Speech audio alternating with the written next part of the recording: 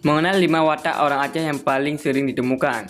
Aceh merupakan daerah yang memiliki macam ragam dan corak karakter masyarakat.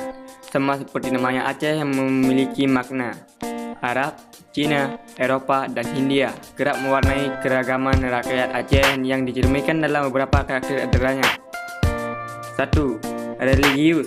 Sebagaimana identitas tersorot masyarakat Aceh selaku daerah model syariat Islam Nusantara, sudah sewajarnya negeri Serambi Mekah dikenal dengan provinsi dan tingkat religi lebih tinggi dibanding masyarakat daerah lain.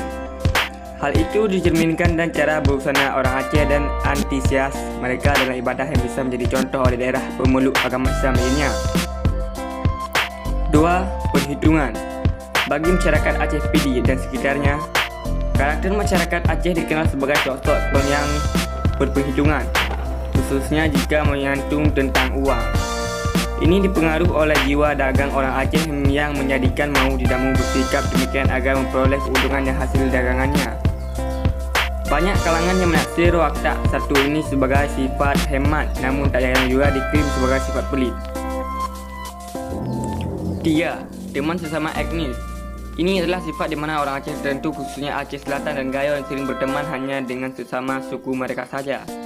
Jika mereka merantau kuliah ke Banda Aceh, mereka akan lebih memiliki duduk berkelompok dengan ras mereka daripada berbaur dengan suku Aceh lainnya. Jika mereka berkumpul bersama teman berbeda suku, biasanya mereka tetap berbahasa dan dengan berbahasa daerah, walau di sekitarnya ada suku Aceh lain yang tidak memahami bahasanya.